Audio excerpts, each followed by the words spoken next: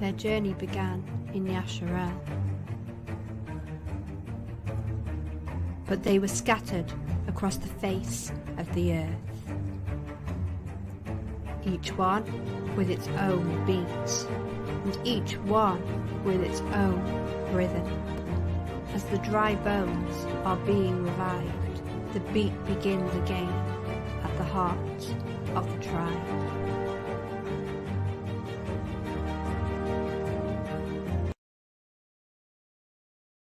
Well, good morning. Good morning. Welcome to Heart of the Tribe. My name is Chelle Wagner.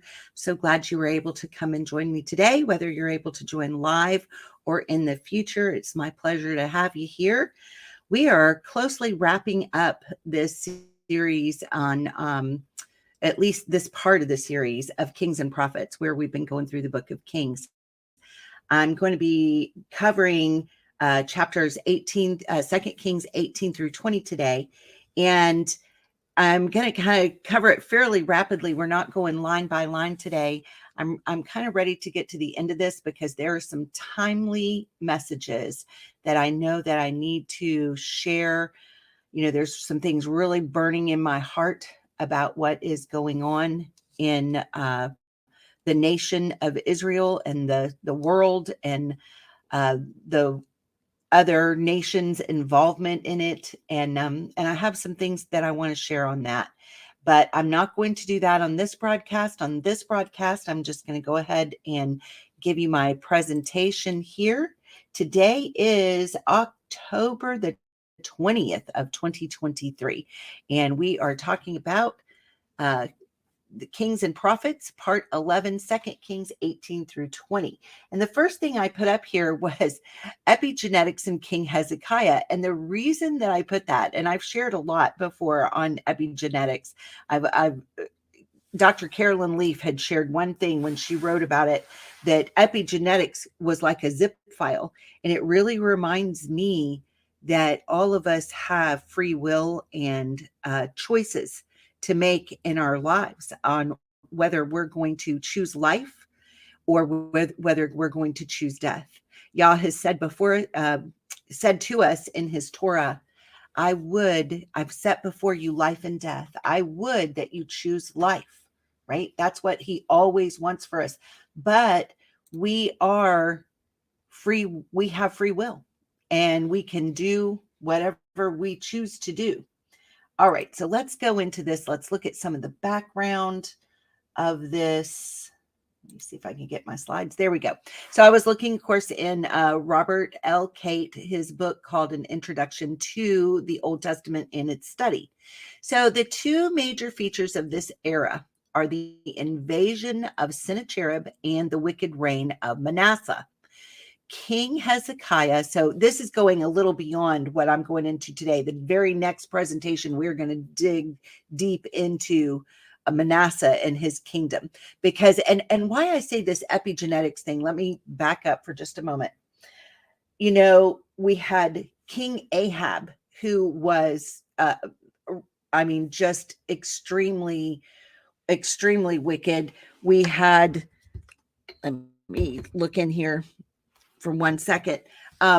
We've got the King Manasseh, who is Hezekiah's son, who ends up being one of the most wicked kings ever to be on the throne. And King Hezekiah's father was so wicked. He was absolutely famous for his wickedness. And let me see if I can tell you his name. Ahaz. Okay. So it was King Ahaz. I had it right. I just wanted to be sure. I said Ahab, I think, but it was King Ahaz. And he was so wicked that he literally cast his sons into the fire. So the tradition was, let's cast the firstborn in. So Hezekiah would not have been first in line. Right. And he was spared. And what's interesting is, the prophet Zechariah was his grandfather, so, there's a lot going on with that epigenetic choice, because we've got the father before him and the son after him that chose wickedness, and yet he chose righteousness and was, spoken of as being one of the best kings that Israel ever had. All right, so let's look at this. King Hezekiah rebelled against Assyria and withheld tribute. Eventually, the armies of Assyria invaded and seemed about to destroy the people of Judah, just as they had earlier destroyed Israel. God intervened, and as a result of the taunts of the Rabshakeh, the chief officer of the Assyrian army, Isaiah sent King Hezekiah a message of hope, and Sennacherib's army was miraculously defeated. Egyptian records tell of the Assyrian army being overrun by a horde of mice, which even ate the bowstrings of the Assyrian soldiers. God may have used an outbreak of bubonic plague to drive the Assyrian army back to their own land. In the Assyrians' own records, where they just do not record defeats, they claim to have shut Hezekiah up like a bird in a cage, but they never took Jerusalem. Hezekiah was succeeded by the most king ever to sit upon the throne of David, Manasseh apparently imported Assyrian worship and allowed the temple in Jerusalem to be abused and to fall into disuse. Tradition has it that he had Isaiah tied up in a hollow tree and sawed asunder. Well, it's that tradition is discussed.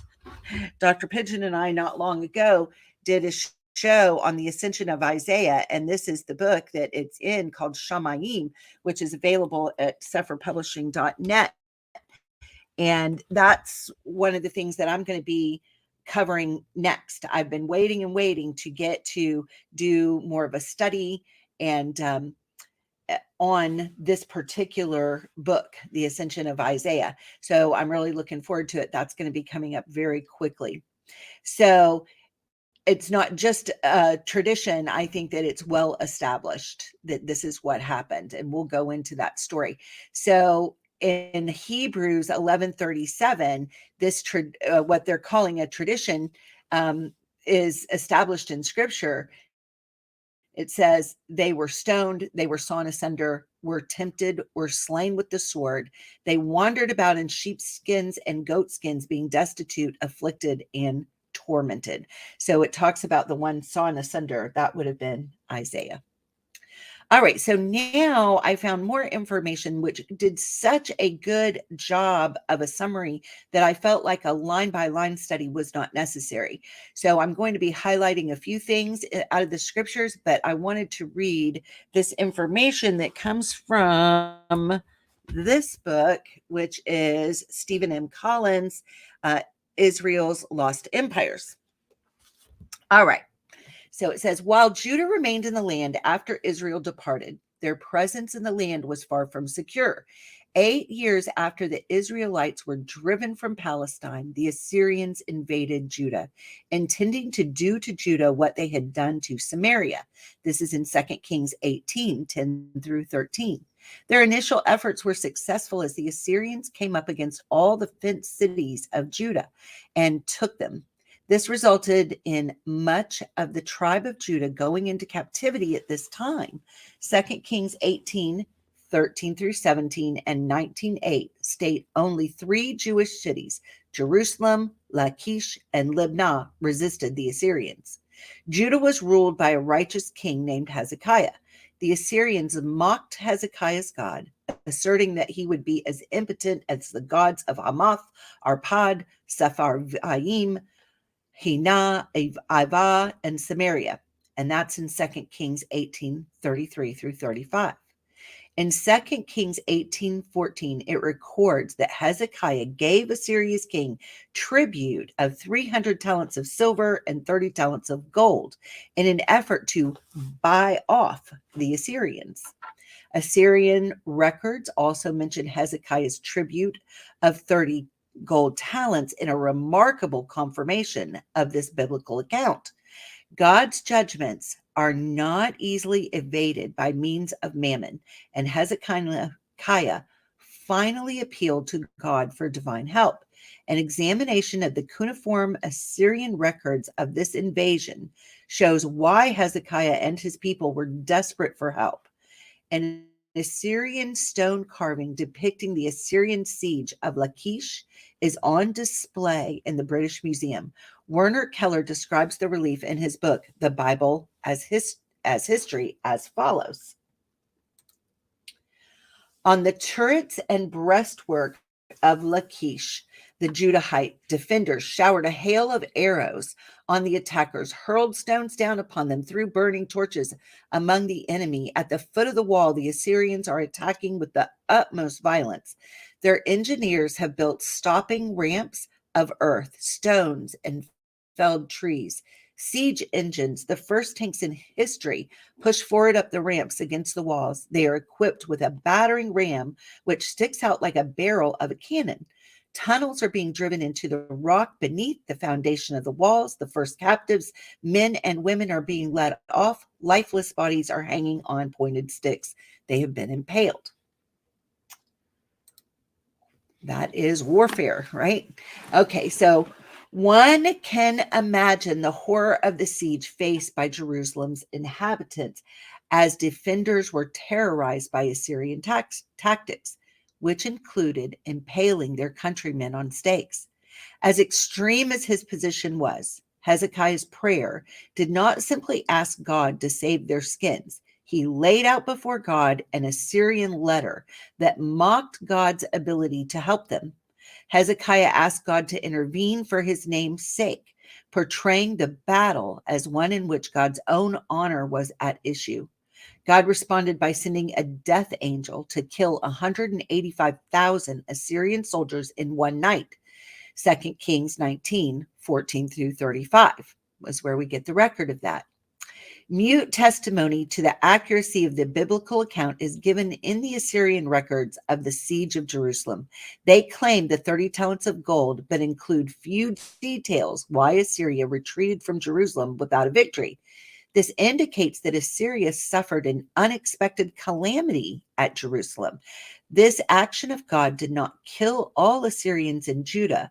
While God wiped out the Assyrian army besieging Jerusalem, another Assyrian army under Sennacherib himself was besieging Libnah. 2 Kings 19:8. When they realized that their companion army had been annihilated in one night by divine action, Sennacherib and his army fled in terror to avoid a similar fate. The loss of an entire army severely weakened Assyria, granting a reprieve to the kingdom of Judah. Assyrian king Sennacherib, who had defied God at Jerusalem, was killed by his own son soon after Assyria's debacle at Jerusalem. The sons escaped into Armenia, all right, aka Iberia, the region to which a large portion of the Israelites had recently migrated. We covered that in the last installment of this series.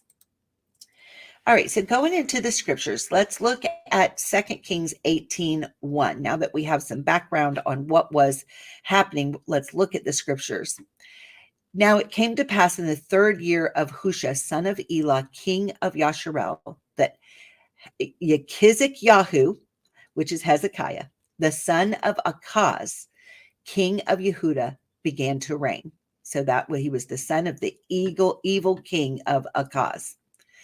25 years old was he when he began to reign. So he took the throne at 25 years of age, and he reigned 29 years in Jerusalem. His mother's name also was Avi. She was the daughter of Zechariah the prophet, okay? Zechariah. And he did that which was right in the sight of Yahweh, according to all that David his father did. He removed the high places and broke the images and cut down the Asherah poles and broke in pieces the brazen serpent that Moshe had made. For unto those days the children of Yasharel did burn incense to it, and he called it Nehushtan. All right, so we're going to go into that for a second, but I'm sitting here thinking about, Hezekiah's, what was the epigenetic factor, right? So his father, King Ahaz, being one of the most evil, and then he marries the daughter of Zechariah the prophet. Oh, hey, hey, Carrie, good to have you here. Good to see you. So he marries, this daughter of the prophet. So we're looking at another epigenetic factor, of having somebody who was close enough to Yah to be one of the 12 minor prophets that is recorded in scripture. That's pretty amazing. So I just think that, it's really amazing what we can inherit, and maybe what this grandfather's influence was. Our influence as parents and grandparents is powerful, and to have that force of truth in his life and righteousness. So I think it's what made a difference for everybody that was going to be within his realm of influence, everybody that was left, in these three cities as this battle was raging on that we were just reading about. So let's look at Nehushtan. All right. So we've got a noon, a het, a shin, a tav, and a noon. So the Brown Driver Briggs says this is a thing of brass, something made of copper, a coin, coppery, the red throat of a serpent. And that's not all underneath this word. This is what's underneath this word as I followed it through all the different places where I found it, and all the different, whether it had a nakud here or a dot here, a shemesh there, or how it goes in the Hebrew with all the things added into it. And I followed it back to its root to see what was the consistent saying about this. So a possible root word, because Strong's and Brown Driver Briggs doesn't give us one, but as I look at it and look at the etymology, I'm thinking that the root word most likely is nakush, which was noon, het, and shin. So this primitive root word means to conjure. Okay, so this is extremely in line with the meaning that we see, with the serpent, to conjure, to advance to future through magic, foretelling, to practice divination. This is the same word used in Genesis 3:1 to describe the slithering snake, right? Genesis 3:1 says, "Now the serpent was more subtle than any beast of the field which Yahweh Elohim had made," right? There's that slithery, subtle, I'm here to fool you, nature. And that's what we're dealing with all the time when we're dealing with the enemy. So now skipping on down to another portion that I found extremely interesting in this passage would be 2 Kings 18:5-8. Says he trusted in Yahweh Elohai of Yasharel, so that after him was none like him among all the kings of Yehuda. So we're talking about King Hezekiah. What was it that made his relationship, his story, his different from his father, different from his son? Okay, what was it? He trusted in Yahweh Elohai of Yasharel, so that after him was none like him among all the kings of Yehuda, nor any that were before him. For he clave to Yahweh and departed not from following him, but guarded, right? Shamar. We've talked about that. Carrie and I've talked about that on a CC Talks that we did, Shamar, but guarded his commandments, which Yahweh commanded Moshe. And Yahweh was with him, and he prospered whithersoever he went forth. And he rebelled against the king of Ashur and served him not. So he wasn't willing to just bow down to the enemy, to a tyrant, right? He smote the Palestine, right, the Philistines, even unto Gaza and the borders thereof, from the tower of the Netzarim to the fenced city. It's really interesting, all the wording right here with what's going on in the world. It's very interesting, the wording and the significant events that are going on in our world right now. I'm not going to go into that at this moment. I'm going to go into what's on my page. So he trusted. What is that word? It is batak. It is a bet, a tet, and a het. All right. So I've got it here in the pictograph, and I've got a word picture for us. The bet, the house, the tet, something that really can represent something that is surrounded, something that's going to four corners of the earth. Shalom, shalom to Shuva Tales. Good to have you here. Um, so we've got that in the tet, right? Surrounded, going into the four corners. Sometimes you can see it in the Ouroboros, right? And then we've got a het, we've got a fence. So the word picture is to trust, is to have your house surrounded by a fence. What is that fence? That fence has always been Torah. Torah is a fence, it's a guard, right? It's something that was put in place to keep us safe from the enemy, right? I just love that. Now, the etymology says that this word batak means to trust, to feel secure, to have self-assurance and confidence. Well, if I am having my house surrounded by the fence of Yah, I am going to feel secure. I'm going to have self-assurance. I'm going to be confident in what I'm doing. And I saw this word in Psalms 4:8, which this is one of my favorite lines of scripture.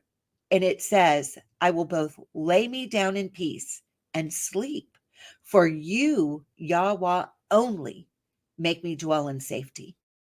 Right? So when I'm in this relationship with him to where I am trusting him, I am able, no matter what's going on in this world, to lay my head down and say, it is my right and my inheritance to be able to sleep and know that I am dwelling underneath the shadow of your wings. As long as my relationship is right, as long as I've repented of what I needed to repent, and usually every day, right? I'm in flesh. This is something I found very interesting. I heard someone say this, and I've been meditating on it for a while. That I don't have to do anything for my flesh to become stinky and nasty, right? All I have to do is lay down for 8 hours. I can have cleansed myself before you go to bed. You wake up in the morning and human breath stinks. We stink. We develop a stink without even trying, right? And to me, that is a picture of the need for the cleansing of sin in our lives every day. We develop it without even trying. We can be trying to do our best, but being flesh creatures, we are in constant need of repentance and asking that we would be washed by the water of his word, that our minds would be renewed, that we be covered by the blood, that we're accepting the sacrifice of Yeshua for our lives, right? That's where the trust and safety is at. Without that understanding, without that knowledge, that yes, I'm going to mess up. I'm going to mess up all the time, right? But it's not like I'm striving to mess up. I'm not trying to do things that are not right. I'm trying to live a righteous life to the best of my ability, but I'm not going to do it. I'm going to fail. It's absolutely assured that I will fail in some aspect, in multiple aspects, most likely every single day. And the dirt and slime of this world is going to get upon me. And this is what I love about Yeshua's, when he was washing the feet of his disciples. He's explaining that everybody has a need to be cleansed to Peter, right? Because Peter was saying, no, you shouldn't wash my feet. And he said, no, you need to have your feet washed by me, right? Because you're getting them dirty in the world. And when he explained it to him, well, then Peter's response was, well, then wash my whole body. And he said, no, that's not what's necessary. It is just the cleansing of the feet that's necessary, right? It's not that every day I have to go out in the mikveh. I don't need to, all of that. Again, not every day, but I do need a daily cleansing from Yahusha. And that comes through relationship and my admittance to him that I have failed and that I'm sorry that I failed him and that I want him to help me to keep growing and doing better, and that I accept the blood that he sacrificed for me so that I would not have to live in a state of separation from him and his father and his ruach, right? So that's to me what we're looking at. This is how we have a relationship where we can trust him, right? So the other word that I looked is it said that he betalked and he debauched, right? So he cleaved unto him also. So what does that mean if I'm going to cleave unto Yahweh? We've got a dalet, a bet, and a kuf. So I wanted to look at the word picture. We got the doorway, right? And we've got the house, and we've got something that's off in the distance, the horizon. And so, of course, add your own word pictures. I am always, there's no word picture dictionary that's got all these words in it. I am always just taking these to the Father and trying to get my best understanding, right? So if you have something different, it doesn't mean that you're wrong or I'm wrong. It just means we're getting some different understanding, and we're fleshing it out together. So share anytime that you've got a word picture too. So this word picture that I see is to cleave, is to have the door into the house in your future. It's on your horizon. Why? Because as I'm cleaving, I am working out my salvation with fear and trembling, right? It is promised that I have the ability to become B'nai Ha Elohim. It is not guaranteed. As long as I am in the flesh and I am breathing, I have the choice to walk away. And we're at a time period where it is prophesied and assured and is happening that many, many people that have always professed a belief, as the rubber meets the road and their theology gets shaken and things are not what they thought they were going to be, that many are going to leave and renounce him. And this is the time period that we are living in. I do not want to be amongst them. So I'm going to do my best to debak, to think about what my future could be, as long as I remain underneath the shadow of his wing and in a trust relationship. I'm going to do my best to cleave, right? I'm going to do my best to have his future on my horizon. A good future, a hope. All right, next slide.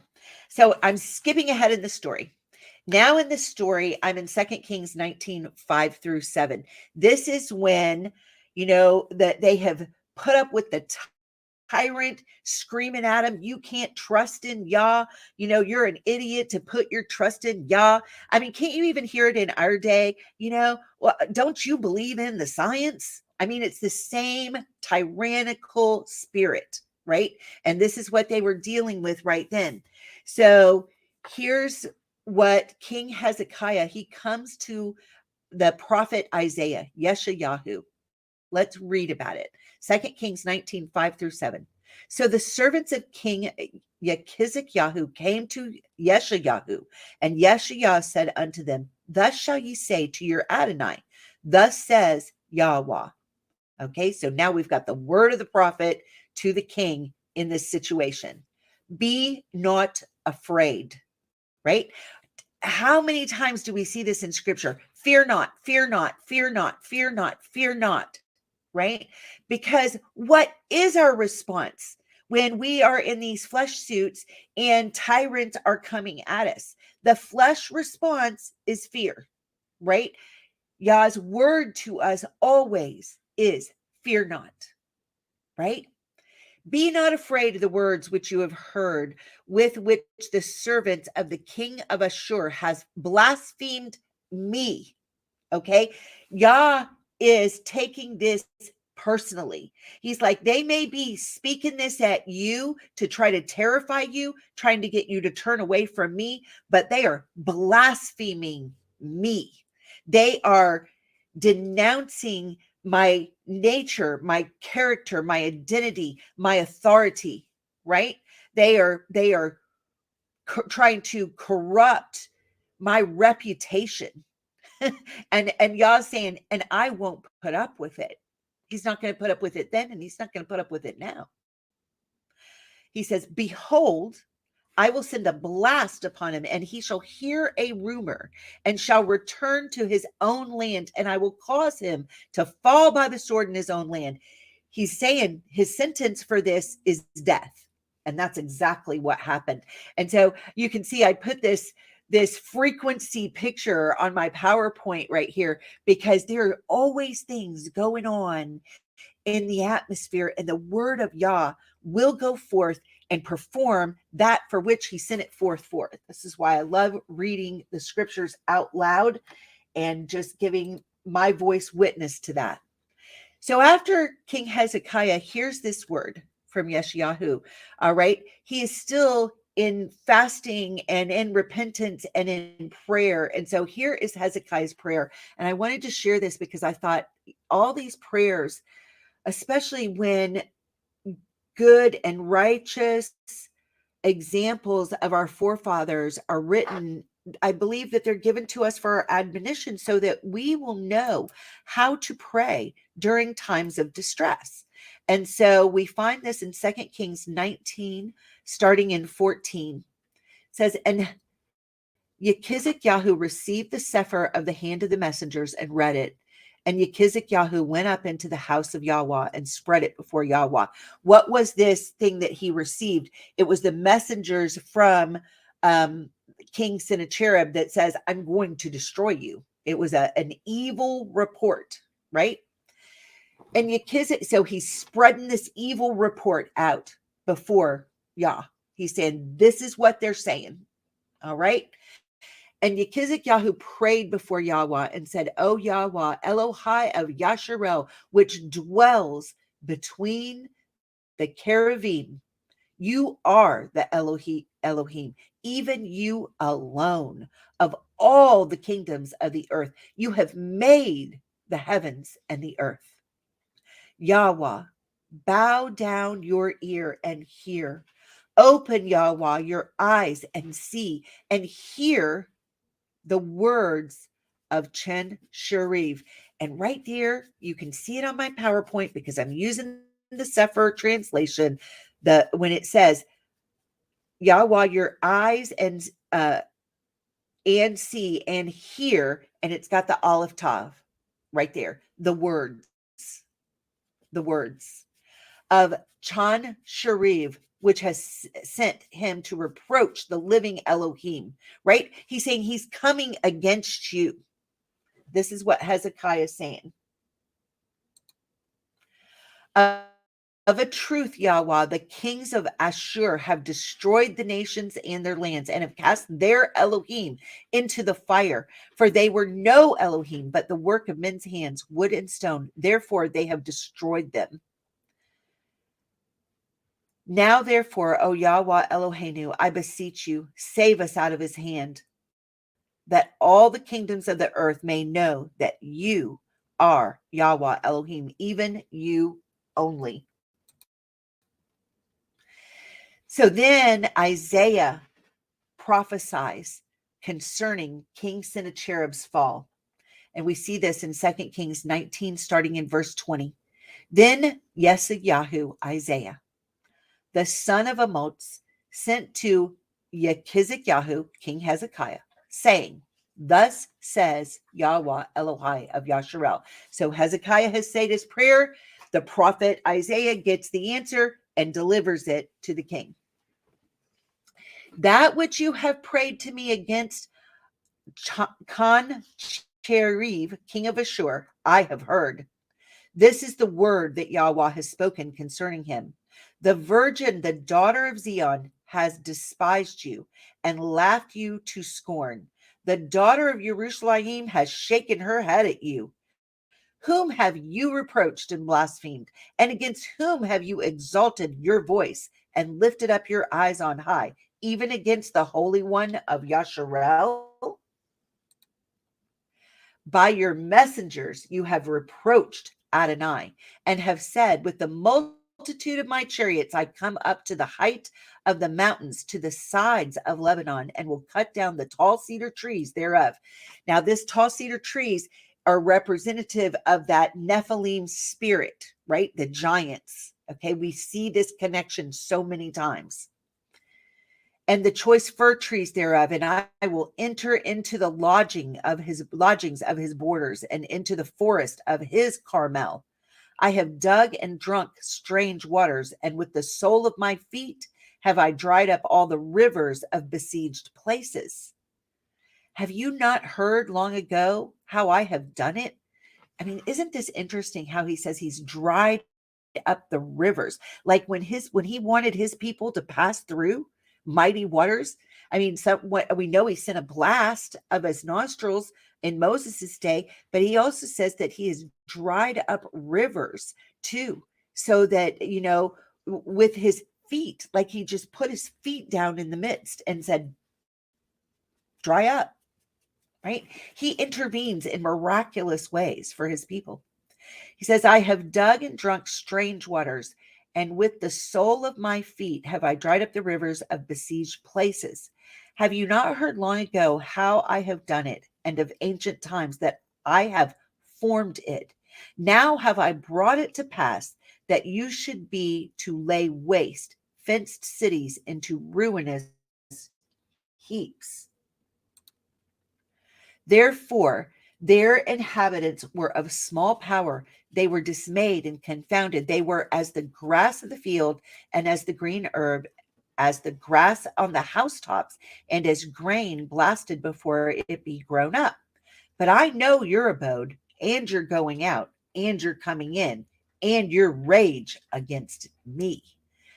I mean, gosh, that really hits me, when you see all the demonstrations sometimes we've got going on against Yah, right? When I see the LGBTQ flags and demonstrations all in his face, right from the land, it's most prominent in the city of Tel Aviv.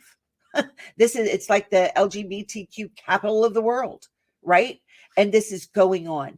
And I think plenty of nations are about sick of it. And I think Yah is about sick of it. You're raging against him. Because your rage against me and your tumult is come up into my ears. Therefore, I will put my hook in your nose and my bridle in your lips, and I will turn you back by the way which you came. And this shall be a sign unto you. Ye shall eat this year such things as grow of themselves. And in the second year, that which springs of the same. And in the third year, sow ye and reap and plant vineyards and eat the fruits thereof. And the remnant that is escaped of the house of Yahudah shall yet again take root downward and bear fruit upward. For out of Jerusalem shall go forth a remnant, and they that escape out of Mount Zion, the zeal of Yahweh Zavaot shall do this. Okay, this Yahweh Zavaot, I've got a 6-part series on the meaning of this name. This is how Yah is always referred to, and I believe it's Yeshua, Yahusha, that is referred to in this way, right, as the captain of the host of army angels, right? For out of Jerusalem shall go forth a remnant, and they that escape out of Mount Zion, the zeal of Yahweh Zavaot shall do this. Therefore, thus says Yahweh concerning the king of Ashur, he shall not come into this city, nor shoot an arrow there, nor come before it with shield, nor cast a bank against it. By the way that he came, by the same shall he return, and shall not come into the city, says Yahweh. For I will defend this city to save it, for my own sake, and for my servant David's sake. And it came to pass that night that the angel of Yahweh, so I'm in 2 Kings 19:35, And it came to pass that night that the angel of Yahweh went out and smote in the camp of the Asherim 185,000. And when they arose early in the morning, behold, they were all dead corpses, right? He wiped out an army in the middle of the night. Was it the bubonic plague? I don't know. Something came.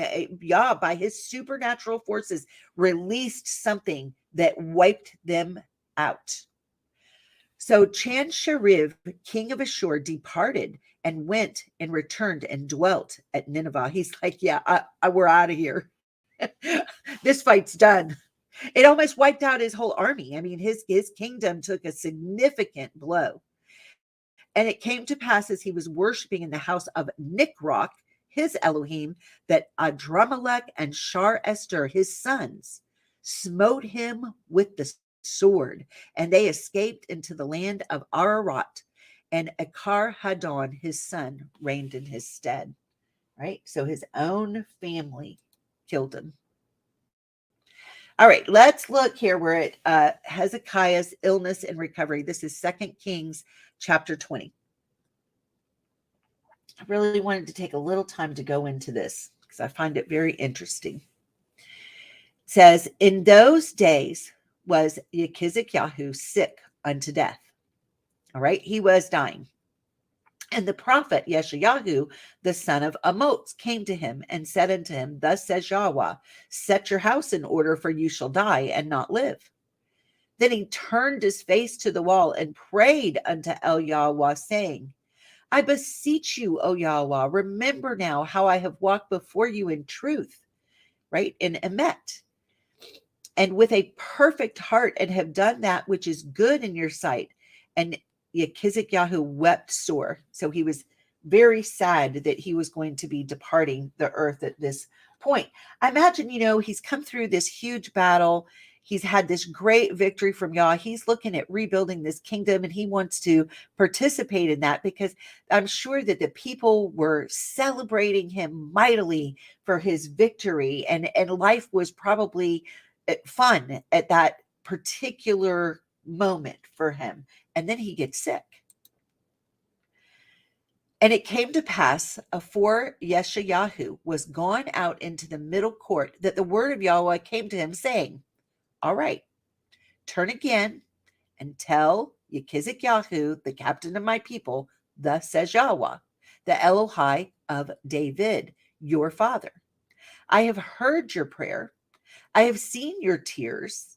Behold, I will heal you on the third day. I love the prophetic significance of the third day because we're all going to be healed, those that are his, on the third day. We've got that ultimate healing, right?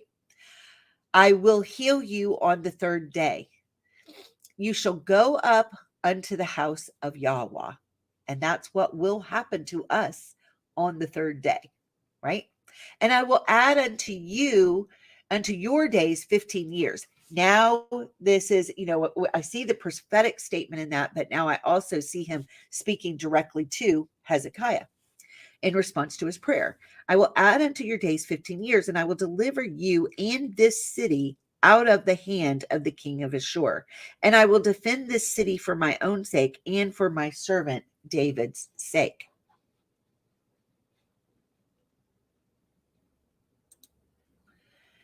And Yeshayahu said, take a lump of figs.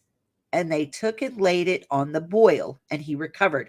So in my PowerPoint, I've got a picture of this poultice, right, on someone's foot. But I think it was on his loins, right? I spared us that picture. All right. And Hezekiah said unto El Yeshayahu, what shall be the sign that Yahweh will heal me, and that I shall go up into the house of Yahweh the third day? And Yeshayahu said, this sign shall you have of Yahweh, that Yahweh will do the thing that he has spoken. Shall the shadow go forward 10 steps or go back 10 steps? Interesting. He was given a choice. And this does affect time in our world. This had an effect. I look at all these calendar issues, right? And I am the first to confess, I don't know. I sincerely have this picture in my brain of Yahusha showing up and saying, you were wrong, and you were wrong, and you were wrong, and you were wrong, and you were wrong. Because there's things, I mean, it's just in my mystery box, a lot of it. I do the best I can to honor on what I think, but I don't get caught up in calendar controversies, because there's too many elements to me that bring questions into everyone's theory. And this is one of them: time going backward. And so Hezekiah answered, it is a light thing for the shadow to go down 10 steps. Nay, but let the shadow return backward 10 steps. Right. So, we're looking at a period of time being added to the day. I was looking at a mathematical equation of it, and someone who is much more gifted mathematically than I am or will ever be had figured out that, from their equation that, that would have been probably a 6-hour period. I'm like, well, that's really, really interesting, because that is 1/4 of the day, right? Of a day, and we're talking, I mean, it's just interesting. I don't know. I won't go any further into that, but it's interesting, right? On what that means for time and calendar. All right. So he says, let it turn back. And Yahoo, the prophet, cried unto El Yahweh, and he brought the shadow 10 steps backward, by which it had gone down in the dial of Akaz. So here we've got the sundial, and you see suddenly it was saying this, and this, it was just like your clocks. Like if we were all looking at our clocks, and suddenly 6 hours, we were given 6 more hours, it went back 6 hours. If that did that to me, right now at 11 o'clock in the morning, and it goes back, I'm looking to get to start my day all over again this morning, right? Like 5 a.m. Right? I mean, and that would be significant, right? It certainly would be to me. It would get my attention. It had to have gotten everyone's attention. All right, going on. Isaiah 38, 9 through 12. I was seeing this correlation, because we get more of the story when we go to the book of Isaiah. So the writing of Hezekiah, king of Yehuda, when he had been sick and was recovered of his sickness, here's what he said. I said in the cutting off of my days, I shall go to the gates of Sheol. I am deprived of the remnant of my years. I said, I shall not see Yah, even Yah, in the land of the living. I shall behold man no more with the inhabitants of the world. My age is departed and is removed from me as a shepherd's tent. I have cut off like a weaver my life. He will cut me off with pining sickness. From day even to night will you make an end of me, right? So this word, what is this pining sickness? I mean, really, I looked at it, and I can see it's really kind of just what I thought, but the word is dalah in Hebrew. It is a dalet, a lamed, and a hey. I really did not get a word picture out of that, but in the Brown Driver Briggs, I looked at their definition, and it said hair, threads, threads of a warp hanging in a loom, like something's been, I mean, it made me think of like almost like a time warp, because it's threads of something, that maybe would be in a loom, like a tapestry that have been folded back, right? Poor, usually collective of helpless people. The root says to hang down and be low. The etymology says it's a drawing up of water. So to pine is to feel so helpless that you cry, is what I was getting just from those definitions that I'm putting together from this, right? I mean, so that's just me trying to puzzle it out. Is what I'm thinking to myself, that this dalah means that I feel so helpless when I'm crying unto Yah, that I have a pining sickness. I'm having something that is way beyond my ability to solve, and it's bringing me literally to tears before Yah. That's what I kind of saw out of it. Isaiah 38, 13 and 14. I reckon till morning And so this is still Hezekiah, what he wrote about what he went through. I reckon till morning that as a lion, so will he break all my bones. From day even to night will you make an end of me? Like a crane or a swallow, so did I chatter. I did mourn as a dove. My eyes fail with looking upward. O Adonai, I am oppressed. Undertake for me. He's saying, please fight this battle for me. This is another good, prayer when we've got when our hearts are experience things that are beyond what we can stand, Goes on. What shall I say? He has both spoken unto me and himself has done it. I shall go softly all my years in the bitterness of my soul. O Adonai, by these things men live, and in all these things is the life of my Ruach. So will you recover me and make me to live. Behold, for peace I had great bitterness, but you have in love to my soul delivered it from the pit of corruption. For you have cast all my sins behind your back. For Sheol cannot praise you, death cannot celebrate you. They that go down into the pit cannot hope for your truth. The living, he shall praise you as I do this day. The father to the children shall make known your truth. I would imagine he's thinking of his son, Manasseh, and he's saying, there's things I haven't finished my job yet. There's things that if I'm not here, I need to pass on faith. And I need to pass on how important it is to praise you. There's things in my faith walk that I just don't feel are done yet. I understand that feeling. There's been plenty of times when I've, been so low in illness that I felt like, oh my goodness, I would rather just go on. But yet there's another part of me that knows my job's not done yet. I've got to stay so that I can complete my course. Because when I arrive before you, all I want to hear is well done, good and faithful servant. And I feel like I'm not done yet. So help me to get well, and finish my course the way that I'm supposed to, and so I thought that was really cool. Thank you, Carrie. I appreciate that. So I saw also a connection here in Malachi 4 verses 5 and 6. It says, behold, I will send you Eliyahu the prophet. Right? There's this prophetic voice that has truth. The prophetic voice is not so much, well, I had a dream and there were 8 pieces of pizza and Yas told me that, this particular piece of pizza, my neighbor's going to eat. And it means what, and your future is and whatnot. I just don't see that as the prophetic voice.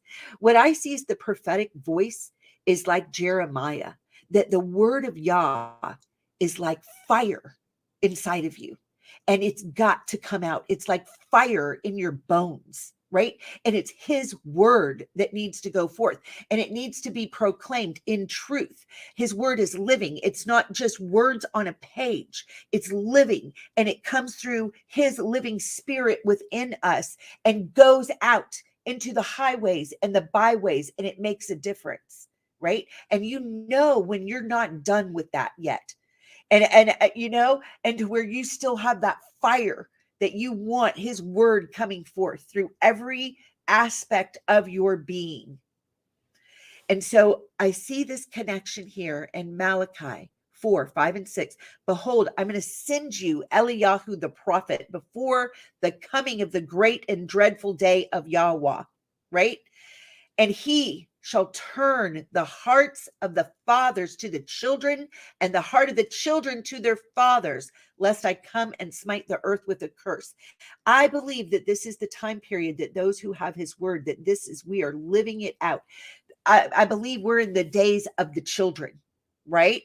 And the fathers, the opening up of the Torah. So many people that have been in modern day Christianity and other various religions suddenly are waking up as the children of this day and saying, wait a minute, I need to understand the things that Abraham, Yitzhak, and Yaakov were teaching. These are the fathers, right? The fathers of our faith.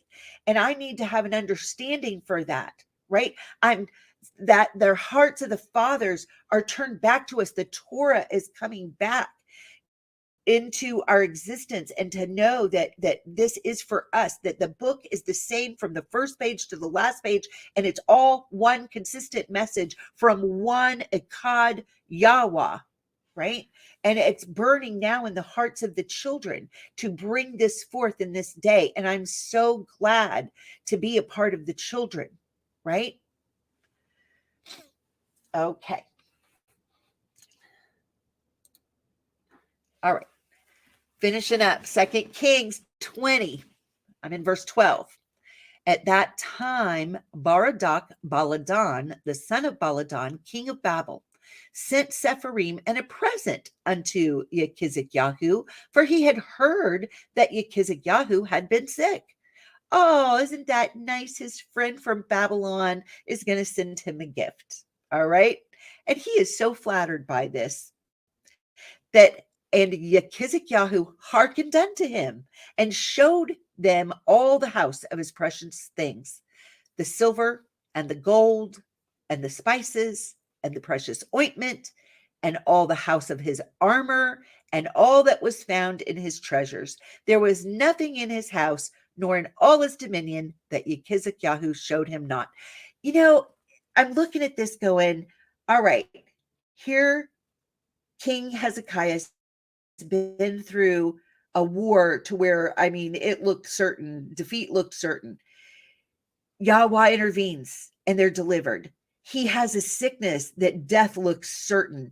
Yahweh intervenes. Even from being a child of someone of an evil king that was convinced that throwing their children in the fire, Yahweh intervened for King Hezekiah since birth, right? Because he had a destiny to fulfill, right? And he's feeling, we can get presumptuous in our relationship. When we walk closely with Yah, when Yah answers our prayers, when we get words from him, you know, and we know in dreams and visions, which he is pouring out on his people in this day, and there is a close walk. The danger for all of us is to get presumptuous in that, because we are still easily deceived by the enemy. The enemy is always going to come. Everywhere the wheat is, the tares are there. All right. Everywhere the wheat is, the tares are there. And we have to be ever vigilant with that in our thoughts and in our mind. And we have to be discerning, and we have to be prayerful, and we cannot be impetuous or presumptuous. And I believe that Hezekiah had the sin of presumption, that he had a direct line and he could do things and it wasn't going to affect anything. It's a dangerous attitude. All right. So he showed them everything. There wasn't anything in all his dominion that Hezekiah showed them not. He showed them all of it. 2 Kings 20:14 through 17. Then came Yeshayahu the prophet unto King Hezekiah and said unto him, What said these men? And from whence came they unto you? And Hezekiah said, They are come from a far country, even from Babel. And he said, What have they seen in your house? And Hezekiah answered, Aleph Tav. All the things that are in my house have they seen. There is nothing among my treasures that I have not showed them. And Yeshayahu said unto Hezekiah, Hear the word of Yahweh. Behold, the days come that all that is in your house and that which your fathers have laid up in store unto this day shall be carried into Babel. Nothing shall be left, says Yahweh. And of your sons that shall issue from you, which you shall beget, shall they take away, and they shall be eunuchs in the palace of the king of Babel. Hey, it sounds a lot like what's going on right now. So many of our sons are being tricked into becoming eunuchs and bowing down to this god of transhumanism, which is, masquerading right now as transgender, right? And they're becoming eunuchs by this corrupt medical system from childhood. Okay. 2 Kings 20:19. Then said Hezekiah unto Yeshayahu, good is the word of Yahweh which you have spoken. And he said, is it not good if peace and truth be in my days? He's like, I'm just glad it's not going to happen in my lifetime and I'm not going to have to face it, which to me has always made me sad. This is to me the saddest part about Hezekiah's story, is the lack of concern for the generations that follow. I would have thought that when you're thinking of your children and your grandchildren, that this word would not have seemed good, that it would have seemed heartbreaking, that I had made such a grievous error and I had been so presumptuous that now my children and grandchildren were going to suffer grievously. And it's for him, it's not just his king, it's the entire nation, right, is going to go into captivity. And what he says is, it's good. Peace and truth will be in my days. That part has always made me sad about his story. Now, 2 Kings 20:20, and the rest of the acts of Hezekiah and all his might, and how he made a pool and a conduit and brought water into the city. So he did accomplish still some great things for the city and for the people. Are they not written in the Cepher of the Chronicles of the kings of Yehuda? And Hezekiah slept with his fathers, and Manasseh his son reigned in his stead. And that brings us to the end of this installment of the Kings and Prophets series. I am going to be delving deeply into the life of Manasseh and what happened there and all the prophetic significance of that on the very next one. I'm already working on it, so it shouldn't take me too long to get that up. All right. Well, and I'm considering, because the ascension of Isaiah plays such a huge role in that story, I think I'm going to go ahead and get that recorded and have that airing on the channel so that everybody can be familiar with the story before I bring in the next installment, because it is vital to the understanding of the next part of this. So thank you all that joined me live. Thank you all that will watch this in the future. I pray it's a blessing. Shalom to you. May you have a wonderful Shabbat. And for now, I will say shalom. Their journey began in Yasharel, but they were scattered across the face of the earth, each one with its own beat, and each one with its own rhythm. As the dry bones are being revived, the beat begins again at the heart of the tribe.